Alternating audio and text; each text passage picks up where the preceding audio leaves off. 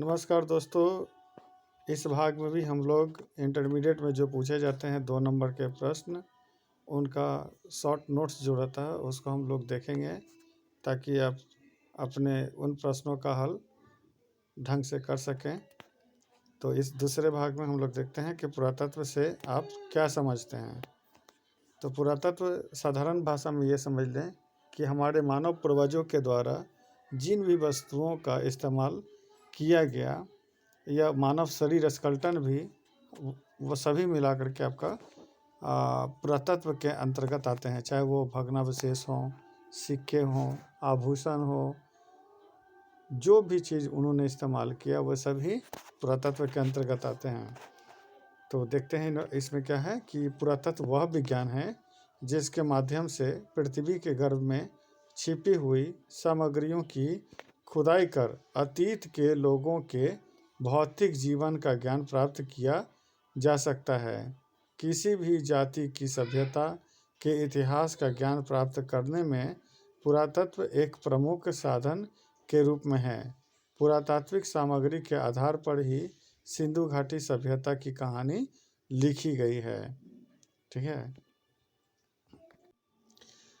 अगला जो प्रश्न है वह है हड़प्पा सभ्यता के विस्तार की विवेचना करें। हड़प्पा सभ्यता का विस्तार कहाँ से कहाँ तक था।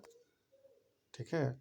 तो हड़प्पा सभ्यता का उदय भारतीय उपमहाद्वीप के उत्तर पश्चिम भाग में हुआ था। रंगनाथ राव महोदय के अनुसार हड़प्पा सभ्यता का विस्तार पूर्व से पश्चिम तक 1600 किलोमीटर एवं उत्तर से दक्षिण तक 1100 किलोमीटर है। यह सभ्यता उत्तर में कश्मीर के मांदा जिला, जो कि चिनाब नदी के आसपास है, से लेकर दक्षिण में नर्मदा नदी के मुहाने तक और पश्चिम में बलूचिस्तान के मकरान तट से लेकर उत्तर पश्चिम में मेरठ तक फैला हुआ था। इसका क्षेत्रफल हम देखते हैं वो त्रिभुजाकार है और लगभग 12,99,600 वर्ग किलोमीटर में फैला हुआ है, जो निश्चय ही पाकिस्तान अथवा प्राचीन मिस्र या मेसोपोटामिया से भी बड़ा था। अब तक इस सभ्यता के लगभग 1000 स्थलों का पता चला है, जिनमें नगरों की संख्या केवल 6 है। इनमें हड़प्पा और मोहनजोदड़ो सबसे महत्वपूर्ण नगर थे। अन्य नगरों में चनहुद्रो, लोथल, कलिबंगन और बनावली है। इस सभ्यता के अवशेष गुजरात राज्य में रंगपुर तथा रोजदी में भी मिले हैं।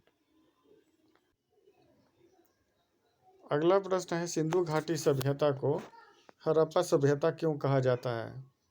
तो सिंधु घाटी सभ्यता को हड़प्पा सभ्यता इसलिए कहा जाता है क्योंकि हड़प्पा नामक स्थान पर ही सर्वप्रथम 1921 ईस्वी में, यहाँ गलत लिखा हुआ है, 1921 ईस्वी में दयाराम साहनी के द्वारा उत्खनन करवाया गया था और नगर सभ्यता को प्रकाश में लाया गया था, और इसके बाद ही अन्य स्थानों पर पुरातात्विक खुदाई की गई। सिंधु घाटी सभ्यता का सबसे महत्वपूर्ण नगर होने तथा हड़प्पा में ही इस सभ्यता का उत्खनन हुआ, इसके चलते इसे हड़प्पा सभ्यता भी कहा जाता है। और सिंधु घाटी सभ्यता क्यों कहते हैं, क्योंकि सिंधु घाटी सभ्यता का जो विस्तार है वो सिंधु नदियों के क्षेत्रों में फैला हुआ है, इसलिए हम इसे सिंधु घाटी सभ्यता भी कहते हैं। अगला प्रश्न है कि इतिहास लेखन में अभिलेखों का क्या महत्व है। इतिहास लेखन में अभिलेखों का क्या महत्व है, तो देखते हैं। वैदिक काल के पश्चात, खास करके मौर्य काल से पूर्व मध्यकाल तक इतिहास में लेखन में अभिलेखों का महत्वपूर्ण स्थान रहा है। अभिलेख उसे कहा जाता है जो कि पाषाण, धातु या मिट्टी के बर्तनों आदि पर खुदे होते हैं। अभिलेखों में तत्कालीन जो शासक थे वो अपनी उपलब्धियों, क्रियाकलापों, व्यक्ति एवं राजधर्म आदि के बारे में लिखवाते थे। मौर्यकालीन शासक अशोक भारत के विभिन्न भागों में स्तंभों तथा शिलाओं पर अभिलेख खुदवाए थे। अशोक के इन्हीं अभिलेखों के द्वारा हम सम्राट अशोक के धर्म प्रचार के उपाय, मानवता की सेवा के विचार आदि को भली भांति समझ सके हैं। अशोक के अभिलेखों के आधार पर ही D.R. भंडारकर ने अशोक का संपूर्ण इतिहास लिखने का प्रयास किया है। अगला प्रश्न है मोहनजोदड़ो के सार्वजनिक स्नानागार के विषय में लिखिए। तो मोहनजोदड़ो का सार्वजनिक स्नानागार सिंधु घाटी सभ्यता का एक अद्वितीय नमूना है। यह स्नानागार एक चबूतरा पर बना हुआ है। इसमें नीचे उतरने के लिए सीढ़ियां हैं। बगल में एक कुआं है ताकि स्नानागार में निरंतर पानी उपलब्ध रहे। स्नानागार के ऊपर एक कमरा बना हुआ है जो संभवतः कपड़ा बदलने के लिए प्रयोग किया जाता था। इस स्नानागार का प्रयोग विशेष अवसरों पर सार्वजनिक स्नानागार के लिए किया जाता था। इतिहासकार मार्शल ने इसे तत्कालीन विश्व का सबसे आश्चर्यजनक निर्माण बताया है। और ऑब्जेक्टिव में भी इससे क्वेश्चन पूछा जाता है कि स्नानागार कहाँ मिले हैं प्रमाण, तो इसका सही उत्तर होता है मोहनजोदड़ो में। अगला प्रश्न है, इतिहास लेखन में साहित्यिक स्रोतों का क्या महत्व है। हम जानते हैं कि इतिहास लेखन के अध्ययन के दो मुख्य स्रोत होते हैं, एक होता है साहित्यिक और एक होता है पुरातात्विक। तो पुरातात्विक हम लोगों ने चर्चा कर दी है, अब साहित्यिक लेखन के बारे में पूछा जा रहा है। तो इतिहास लेखन में साहित्यिक स्रोतों का महत्वपूर्ण स्थान है। हमारा साहित्य दो प्रकार का है, एक है धार्मिक साहित्य और दूसरा है लौकिक साहित्य। धार्मिक साहित्य में ब्राह्मण तथा ब्राह्मणेतर ग्रंथों की चर्चा की जा सकती है। ब्राह्मण ग्रंथों में वेद, उपनिषद, रामायण, महाभारत, पुराण तथा स्मृति ग्रंथ आते हैं, जबकि ब्राह्मणेतर ग्रंथों में बौद्ध तथा जैन साहित्यों से संबंधित रचनाओं का उल्लेख किया जा सकता है। मौर्यकालीन भारत की राजनीतिक व प्रशासनिक अवस्था की जानकारी कौटिल्य के अर्थशास्त्र मेगास्थनीज की इंडिका से ही हो पाती है। सबसे महत्वपूर्ण बात है कि सही इतिहास लेखन तभी संभव है जब हम पुरातात्विक स्रोतों के साथ ही साहित्यिक स्रोतों के भी तुलनात्मक अध्ययन करेंगे। अगला प्रश्न है, सिंधु घाटी सभ्यता की जल निकास प्रणाली का वर्णन करें। जल निकास प्रणाली का वर्णन करें। तो सिंधु घाटी सभ्यता के नगर योजना की एक महत्वपूर्ण विशेषता यहाँ की प्रभावशाली जल निकास प्रणाली थी। गंदे जल की निकासी के लिए सारे नगर में नालियों का जाल सा बिछा हुआ था। लगभग सभी नगरों के छोटे बड़े सभी घरों में आंगन तथा स्नानागार थे। घरों का गंदा पानी बहकर गली की नलियों में चला जाता था, फिर छोटी नालियाँ बड़ी नालियों में मिलती थी और अंत में विशाल नालों से जुड़ी हुई सारे नगर का गंदा पानी इन नालों द्वारा नगर के बाहर ले जाया जाता था। शायद विश्व की किसी भी प्राचीन सभ्यता में स्वास्थ्य तथा सफाई की ओर इतना ध्यान नहीं दिया जाता था जितना कि सिंधु घाटी की सभ्यता में दिया गया है। अगला प्रश्न है कि कार्बन 14 विधि के बारे में आप क्या जानते हैं।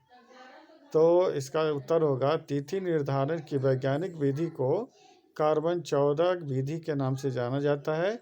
इस विधि की खोज अमेरिका के प्रख्यात रसायन शास्त्री B.F. लीवी द्वारा सन 1946 ईस्वी में की गई।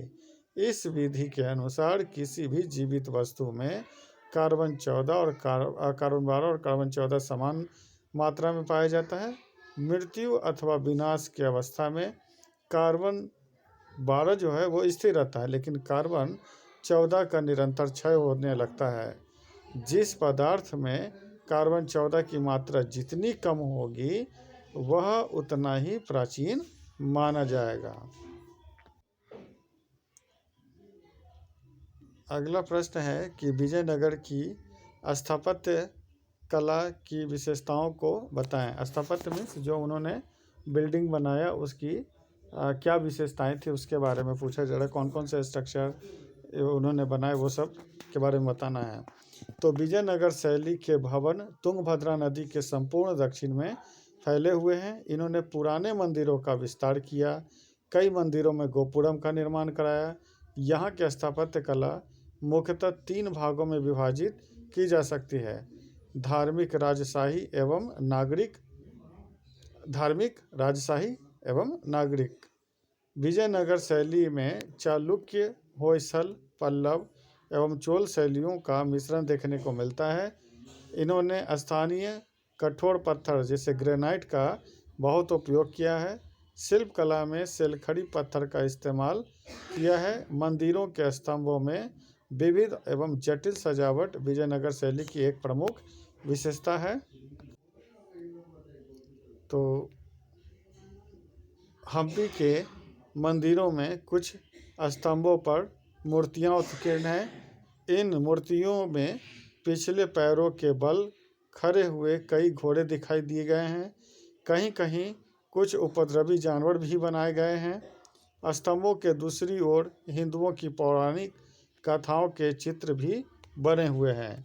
हम्पी के मंदिरों में वर्गाकार या 4 से अधिक भुजाओं वाले चबूतरों का पर झपका मंडप बने हुए हैं।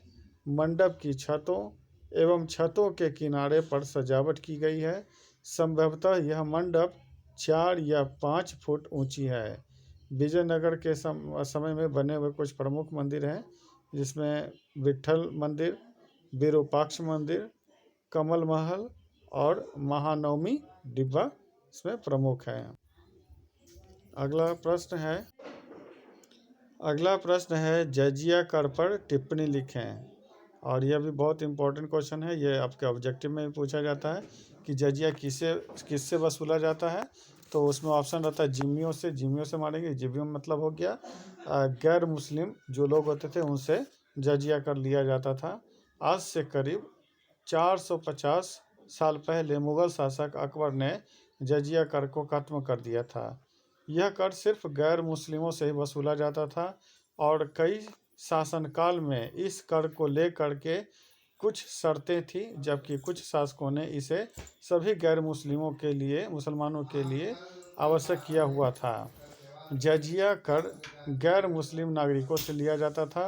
कहा जाता है कि इस कर से आने वाली राशि को दान, तनख्वाह और पेंशन बांटने के लिए होता था। वहीं कुछ शासक इसका इस्तेमाल सैन्य खर्चों के लिए भी करते थे। वहीं कई जगह जानकारी मिलती है कि इस कर से मिलने वाले पैसे को शासक के निजी कोष में जमा किया जाता था।